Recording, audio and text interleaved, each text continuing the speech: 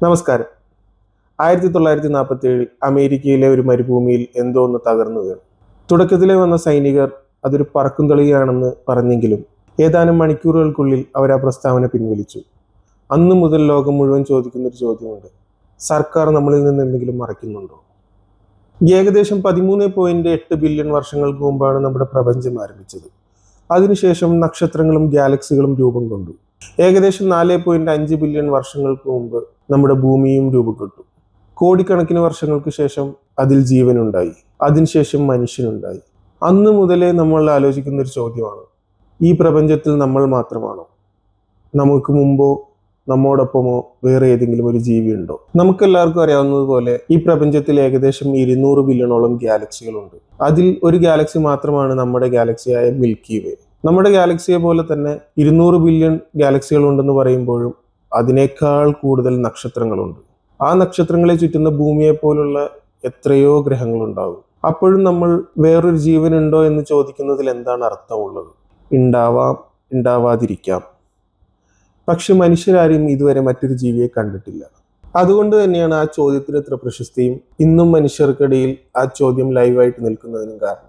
1961 American ശാസ്ത്രജ്ഞനായ Frank Drake ഒരു ചോദ്യം ചോദിച്ചു: നമ്മുടെ ഗാലക്സിയിൽ എത്ര സിവിലൈസേഷൻ ഉണ്ടായിരിക്കാം? അതിനൊരു ഉത്തരം അല്ലെങ്കിൽ പോലും അതിലേക്കുള്ളൊരു ദിശ, അത് കണ്ടുപിടിക്കാനുള്ളൊരു ദിശ അദ്ദേഹം ഒരു ഇക്വേഷൻ രൂപത്തിലുണ്ടാക്കി. അതാണ് ഡ്രേക്ക് ഇക്വേഷൻ. എന്നാൽ അതിലൊരു പ്രശ്നമുണ്ട്: ഇത്രയും സാധ്യതകൾ ഉണ്ടെങ്കിൽ അവരെവിടെയാണ്? ഈ ചോദ്യമാണ് എൻറിക്കോ ഫെർമി ചോദിച്ചത്. ഇതിനെ ഫെർമി പാരഡോക്സ് എന്ന് നമ്മൾ വിളിക്കുന്നു.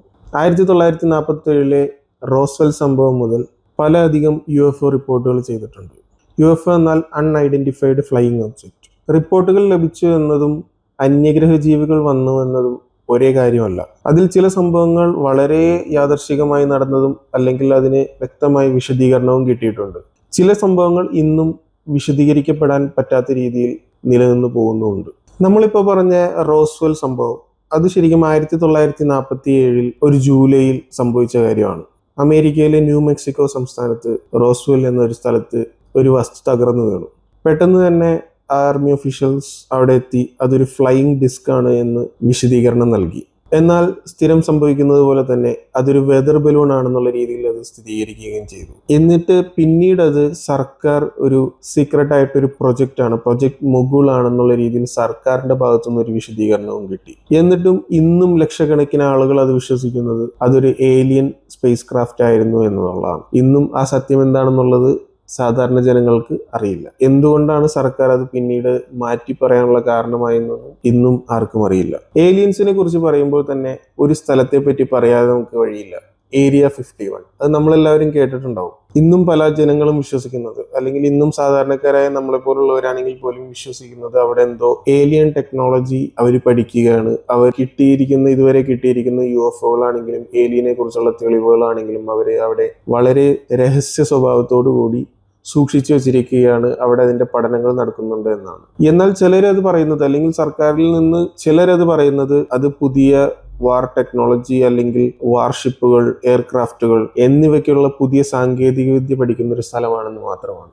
എന്താണ് അതിൻ്റെ ഉള്ളിൽ എന്നുള്ളത് ഇതുവരെ പുറം ലോകത്തിന് അറിയില്ല. ഇടയ്ക്ക് നമുക്ക് കാണാൻ പറ്റും പല സൈനികരും അല്ലെങ്കിൽ പല ആളുകളും ഒരു ബൈറ്റ് കൊടുത്തിട്ടുണ്ടാവാം ഇന്നതാണെന്നുള്ളത്. പക്ഷെ ഇതിനൊന്നും എത്രത്തോളം വിശ്വാസ്യത ഉണ്ടെന്നോ അങ്ങനെയൊന്നും നമുക്കറിയില്ല.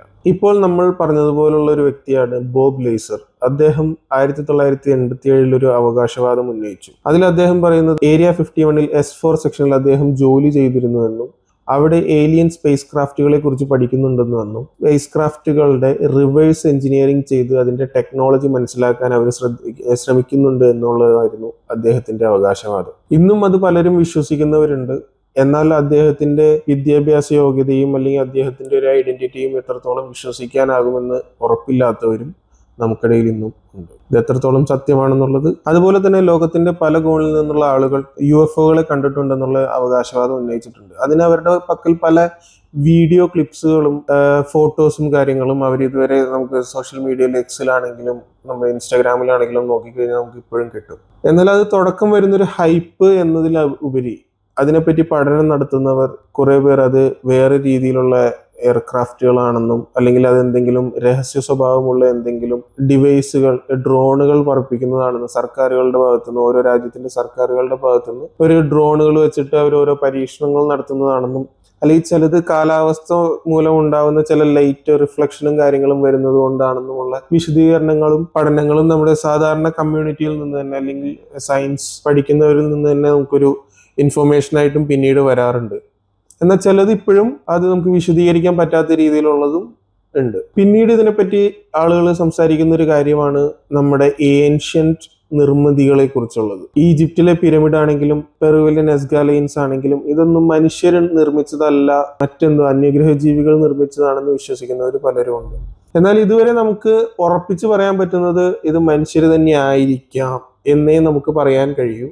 മറ്റു ഗ്രഹത്തിൽ നിന്ന് ജീവികൾ വന്നിരിക്കുന്നു അല്ലെങ്കിൽ ഒരു അന്യഗ്രഹ ജീവി വന്നിരിക്കുന്നു എന്നതിന് പറയത്തക്ക സയന്റിഫിക് ആയിട്ടുള്ള തെളിവുകൾ ഇന്ന് വരെ നമുക്ക് കിട്ടിയിട്ടില്ല. അതുകൊണ്ട് ഇപ്പോഴും അതൊരു വിവാദമായി തന്നെ എന്നും നിൽക്കുന്ന ഒരു ഡിസ്കഷനായി തന്നെ അതിങ്ങനെ നിലനിന്ന് പോയിക്കൊണ്ടിരിക്കുകയാണ്. ഇതിൽ സർക്കാരുകൾ, ഞാൻ പറയുന്നത് നമ്മുടെ ഇന്ത്യ മാത്രമല്ല, അമേരിക്ക, റഷ്യ, ചൈന പോലുള്ള സർക്കാരുകൾ ഇതെന്തെങ്കിലും മറച്ചു വെക്കുന്നുണ്ടോ? ഉണ്ടെന്നും ഇല്ലെന്നും പറയുന്നവർ നമ്മുടെ ഇടയിൽ തന്നെയുണ്ട്. ഉണ്ടാവാം, ഉണ്ടാവാതിരിക്കാം. എന്നാലും കൂടുതൽ സാധ്യത ഓരോ രാജ്യത്തിനും അവരുടെ സർക്കാരുകൾക്കും ഓരോരോ സീക്രട്ട് മിഷൻസ് ഉണ്ടാവാം. അവരതിൽ പല രീതിയിലുള്ള എക്സ്പെരിമെന്റ്സ് നടത്തുന്നുണ്ടാവാം. ആ നടത്തുന്ന കാര്യങ്ങൾ സാധാരണ ജനങ്ങൾക്ക് എപ്പോഴും ഒരു പുതുമയായിരിക്കും. ആ ഒരു പുതുമയാണോ നമ്മൾക്ക് ഈ ആകാംക്ഷകളും ഇന്നും ഈ ഒരു ടോപ്പിക് ലൈവായിട്ട് നിർത്തുന്നതെന്നും നമുക്ക് സംശയിക്കേണ്ടിയിരിക്കുന്നു. നമ്മൾ ഈ ടോപ്പിക് സംസാരിക്കുന്നതോടൊപ്പം തന്നെ നമ്മുടെ സ്പേസ് ഏജൻസികൾ ഇതിൽ എന്താണ് അവരുടെ കാഴ്ചപ്പാട് എന്നുള്ളത് കൂടി നോക്കാം. സ്പേസ് ഏജൻസികൾ ഒരിക്കലും നമ്മൾ സിനിമയിൽ കാണുന്നത് പോലെ അല്ല അന്യഗ്രഹ ജീവികളെ അന്വേഷിക്കുന്നത്. അവർ അതിന് വേറെ പല രീതിയിലുള്ള മാനദണ്ഡങ്ങൾ, ഇപ്പൊ നമ്മളെ പോലുള്ള ഒരു ഭൂമിയെ പോലൊരു ഗ്രഹം അവർ കണ്ടുപിടിച്ചാൽ, ടെലസ്കോപ്പുകൾ ഉപയോഗിച്ച് കണ്ടുപിടിച്ചിട്ടുണ്ടെങ്കിൽ അതിൽ വരുന്ന അന്തരീക്ഷത്തിൽ ഉണ്ടാകുന്ന മാറ്റങ്ങൾ, ഇപ്പൊ ചൊവ്വയാണെന്നുണ്ടെങ്കിൽ അവിടെ പണ്ട് വെള്ളത്തിന്റെ അംശം ഉണ്ടായിരുന്നോ, പിന്നെ ബഹിരാകാശത്ത് നിന്ന് ഏതെങ്കിലും അസാധാരണമായ റേഡിയോ സിഗ്നലുകൾ, നമ്മളെ പോലൊരു സിവിലൈസേഷൻ ഉണ്ട് എന്നുണ്ടെങ്കിൽ അതുപോലെ നമ്മളിപ്പോൾ റേഡിയോ വേവ്സ് യൂസ് ചെയ്തിട്ടാണ് കമ്മ്യൂണിക്കേറ്റ് ചെയ്യുന്നത് ലോങ് റേഞ്ച്. നമ്മൾ അന്വേഷിക്കുന്നത് പോലെ വേറെ ഏതെങ്കിലും ഒരു ഗ്രഹത്തിൽ നിന്നോ അല്ലെങ്കിൽ വേറെ ഏതെങ്കിലും ഗാലക്സിയിലുള്ള ഗ്രഹത്തിൽ നിന്നോ അവർ അന്യഗ്രഹ ജീവികൾ, അതായത് നമ്മളെ അന്വേഷിക്കുന്നുണ്ടോ എന്നുള്ളത് റേഡിയോ സിഗ്നലുകളായിരിക്കാം എന്നുള്ള നിഗമനത്തിൽ അവരും അസാധാരണമായ ഏതെങ്കിലും റേഡിയോ സിഗ്നലുകൾ വരുന്നുണ്ടോ എന്നുള്ള രീതിയിലാണ് സ്പേസ് ഏജൻസികൾ ഇതിനെപ്പറ്റി അന്വേഷിച്ചുകൊണ്ടിരിക്കുന്നത്. അതുപോലെ തന്നെ അവരെ കാണാൻ എങ്ങനെ ഉണ്ടാവും എന്നുള്ളതും കൂടി നമ്മൾ സിനിമയിൽ കാണുന്നത് മാത്രമായിട്ട്, സിനിമയിൽ നമ്മൾ കാണുന്ന പോലെ വലിയ രണ്ട് കണ്ണുകൾ, വലിയ തല, ചെറിയ ശരീരം, 2 വിരലുകളുള്ള കൈകൾ, കാലുകൾ എന്നുള്ള രീതിയിലാണ് നമ്മൾ സിനിമയിൽ അത് ഏതോ ഒരു ആർട്ടിസ്റ്റ് ഒരു സമയത്ത് അദ്ദേഹത്തിന്റെ ഭാവനയിൽ നിന്നുണ്ടാക്കിയൊരു രൂപമായിരിക്കാം. എന്നാൽ അത് ചിലപ്പോൾ സൂക്ഷ്മജീവികളായിരിക്കാം, ചിലപ്പോൾ നമ്മളെപ്പോലെ ആയിരിക്കാം, ചിലപ്പോൾ നമ്മൾ വിചാരിക്കുന്നതിൽ അപ്പുറമായിരിക്കാം, ചിലപ്പോൾ അമീബ പോലെയുള്ള ചെറിയ ബാക്ടീരിയകളായിരിക്കാം, അത് വെള്ളത്തിനടിയിൽ മാത്രം കണ്ടുവരുന്നതായിരിക്കാം. അത് എങ്ങനെയായിരിക്കും എന്നുള്ളത് ഏത് രീതിയിലാണെങ്കിൽ പോലും നമ്മളെ സംബന്ധിച്ചത് ഒരു അന്യഗ്രഹ ജീവി തന്നെയാണ്. ഇനി ഇതിൽ നമ്മുടെ സ്പേസ് ഏജൻസിയായ ISRO എന്താണ് പറയുന്നതെന്ന് നോക്കിക്കഴിഞ്ഞിട്ടുണ്ടെങ്കിൽ അവരുടെ ഒരു നിലപാടെന്ന് പറയുന്നത് ജീവികളുണ്ടാകാം, അന്യഗ്രഹ ജീവികളും ഉണ്ടാവാം, പക്ഷെ അത് നമ്മളെ പോലുള്ള ബുദ്ധിയുള്ളവരായിരിക്കണമെന്ന് യാതൊരു നിർബന്ധവുമില്ല.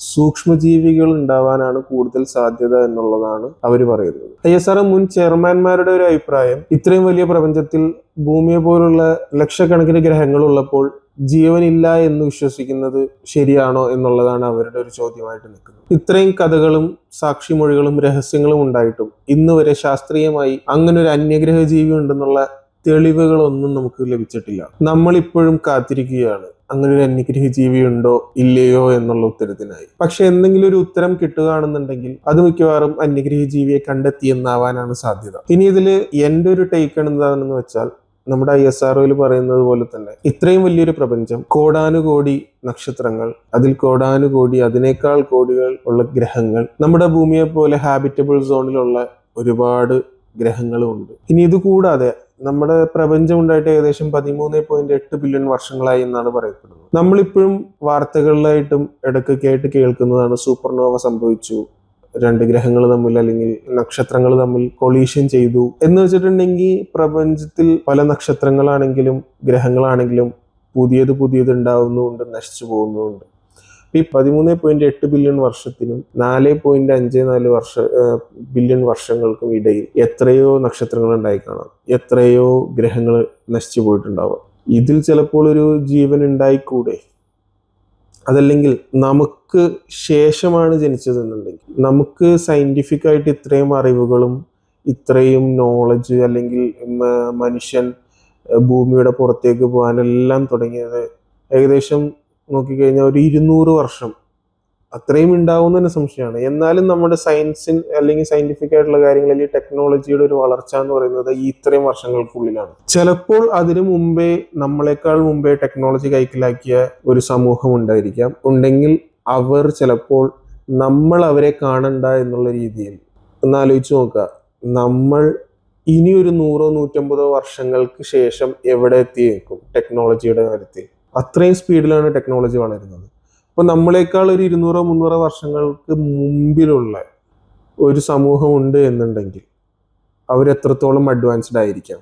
അവർക്ക് ബുദ്ധിയുണ്ട്, മനുഷ്യനെ പോലെ ബുദ്ധിയുണ്ട്, അല്ലെങ്കിൽ നമ്മളെ പോലെ ബുദ്ധിയുണ്ട്, അല്ലെങ്കിൽ നമ്മളെക്കാൾ മേൽ ബുദ്ധി ഉണ്ടെങ്കിലുള്ള കാര്യമാണ് നമ്മൾ സംസാരിക്കുന്നത്. അപ്പോൾ അവർ ചിന്തിക്കുകയാണ് നമ്മളെ അവർ കാണണ്ട എന്ന് ചിന്തിച്ചു കഴിഞ്ഞിട്ടുണ്ടെങ്കിൽ, അവർ അതിനുള്ളൊരു ടെക്നോളജി വികസിപ്പിച്ചെടുത്തിട്ടുണ്ടെങ്കിൽ നമുക്ക് അവരെ പെട്ടെന്നൊന്നും കണ്ടുപിടിക്കാൻ പറ്റില്ല, അല്ലെങ്കിൽ നമ്മൾ അവരുടെ അത്രയും വളരണം. ഇനി നമ്മുടെ ബാക്കിലുള്ളവരാണെന്നുണ്ടെങ്കിൽ, ഇപ്പം നമ്മൾ ഈ വീഡിയോയിൽ തന്നെ സംസാരിച്ചു, റേഡിയോ സിഗ്നലുകളെ നമ്മൾ നിരീക്ഷിക്കുന്നുണ്ട്. ടെലസ്കോപ്പുകൾ വെച്ചിട്ട് അന്തരീക്ഷത്തിൽ വരുന്ന വേറൊരു ഗ്രഹത്തിന്റെ അന്തരീക്ഷത്തിൽ വരുന്ന ചേഞ്ചസ് നമ്മൾ നോക്കുന്നുണ്ട്. പക്ഷേ ഈ പറഞ്ഞതുപോലെ സൂക്ഷ്മജീവികളോ അല്ലെങ്കിൽ ഇത്രയും ഏകദേശം ഇത്ര വാസ്റ്റായിട്ട് കിടക്കുന്ന പ്രപഞ്ചത്തിൽ വളരെ ദൂരം, ടെലസ്കോപ്പിന് പോലും എത്താൻ പറ്റാത്തൊരു ദൂരത്ത് ഒരു സിവിലൈസേഷൻ നമുക്ക് താഴെ ഉണ്ട് എന്നുണ്ടെങ്കിലും നമുക്ക് കണ്ടുപിടിക്കൽ അത്ര എളുപ്പമല്ല. ISROയുടെ മുൻ ചെയർമാനായ സോമനാഥൻ സാറ് പറഞ്ഞതും ഇതുപോലെ തന്നെയാണ്. ഉണ്ടെങ്കിൽ തന്നെ കണ്ടുപിടിക്കാൻ വളരെ കഷ്ടപ്പാടാണ്. അതിൻ്റെ കാരണം ഡിസ്റ്റൻസ് തന്നെയാണ്. നമുക്ക് ട്രാവൽ ചെയ്യാൻ പറ്റുന്ന ഒരു മാക്സിമം ഡിസ്റ്റൻസ് ഉണ്ട്. അത് ലൈറ്റിൻ്റെ സ്പീഡിലാണ്. ആ സ്പീഡിൽ യാത്ര ചെയ്താൽ പോലും നമുക്ക് നമ്മുടെ തൊട്ടടുത്തുള്ള ഗാലക്സിയിലേക്ക് എത്താൻ തന്നെ വർഷങ്ങളോളം എടുക്കും. അപ്പോൾ ഇത്രയും വലിയൊരു പ്രപഞ്ചത്തിൽ ഒരു മനുഷ്യായുസിൽ, അതായത് ഈ ഒരു പ്രപഞ്ചത്തിന്റെ ഒരു അറ്റത്ത് നിന്ന് മറ്റൊരറ്റത്തേക്ക് ഒരു മനുഷ്യായുസിൽ പോലും നമുക്ക് ഇതുവരെയുള്ള ടെക്നോളജി ആണെങ്കിലും, ഇതുവരെയുള്ള ടെക്നോളജി പോട്ടെ, നമ്മുടെ അറിവനുസരിച്ച് ലൈറ്റ് സ്പീഡിൽ മാത്രമേ നമുക്ക് യാത്ര ചെയ്യാൻ പറ്റുള്ളൂ. അപ്പോൾ ആ സ്പീഡിൽ യാത്ര ചെയ്താൽ നമുക്കൊരു മനുഷ്യായുസിൽ അപ്പുറത്തെത്താൻ പറ്റില്ല. അപ്പൊ അത്രയും വലുതാണ് നമ്മുടെ പ്രപഞ്ചം. അപ്പൊ ആ പ്രപഞ്ചത്തിൽ നമ്മൾ ഒരാളെ പെട്ടെന്ന് കണ്ടുപിടിക്കുക എന്ന് പറയുന്നത് പോസിബിൾ ആയിട്ടുള്ള ഒരു കാര്യമല്ല. എന്നാൽ നമുക്ക് ഹോപ്പ് പൂർണ്ണമായും തള്ളിക്കളയാനും പറ്റില്ല. എന്തെങ്കിലും ഒരു കാരണത്താൽ ഈ പറഞ്ഞ പോലെ സിഗ്നൽ വഴിയോ, അല്ലെങ്കിൽ സിഗ്നൽ ഇപ്പൊ അവര് വേറെ ഏതെങ്കിലും ഒരു സിഗ്നലാണ്, നമ്മൾ റേഡിയോ സിഗ്നൽ വികസിപ്പിച്ചതുപോലെ പോലെ അവർ വേറൊരു സിഗ്നൽ ആണെന്നുണ്ടെങ്കിൽ നമുക്ക് ചിലപ്പോൾ ഇപ്പൊ നിലവിൽ കണ്ടുപിടിക്കാൻ പറ്റില്ല. നമ്മൾ ആ ഒരു ടെക്നോളജിയിലേക്കോ അല്ലെങ്കിൽ ആ ഒരു സിഗ്നൽ എന്താണെന്ന് നമ്മൾ മനസ്സിലാക്കി നമ്മൾ കണ്ടുപിടിക്കാം, അല്ലെങ്കിൽ അവര് നമ്മളെ കോണ്ടാക്ട് ചെയ്യാൻ ശ്രമിക്കാം. അങ്ങനെയൊക്കെ ചെയ്ത് എത്തിയാൽ നമുക്ക് ഉറപ്പിക്കാം ഒരു അന്യഗ്രഹ ജീവിയെ നമ്മൾ കണ്ടു, അല്ലെങ്കിൽ അങ്ങനെ ഒരു സമൂഹത്തെ നമ്മൾ കണ്ടുപിടിച്ചു എന്നുള്ളത് നമുക്ക് ഉറപ്പിക്കാം. അല്ലാത്ത പക്ഷം ഇതിനൊരു പോസിബിലിറ്റി ഇല്ല എന്നുള്ളതാണ് ഇതുവരെയുള്ള ആളുകളിൽ നിന്നാണെങ്കിലും, അതായത് ഇതുമായി ബന്ധപ്പെട്ട് നിൽക്കുന്ന ആളുകളിൽ നിന്നാണെങ്കിലും ഏതെങ്കിലും ഏജൻസിയിൽ നിന്നാണെങ്കിലും നമ്മളോട് പറയുന്നൊരു കാര്യം. ഇതിൽ നിങ്ങൾക്ക് എന്താണ് തോന്നുന്നത്? അതുപോലെ ഇനി ഇതിനെക്കുറിച്ച് ഏതെങ്കിലും ഒരു സ്പെസിഫിക് ടോപ്പിക്ക് നമുക്ക് സംസാരിക്കണമെന്നുണ്ടെങ്കിൽ അത് നിങ്ങൾ ഏതായിരിക്കും ഉദ്ദേശിക്കുക? അതൊന്ന് കമൻറ്റ് ചെയ്യുക. അതുപോലെ നമ്മുടെ ചാനൽ സബ്സ്ക്രൈബ് ചെയ്ത് കൊടുക്കും.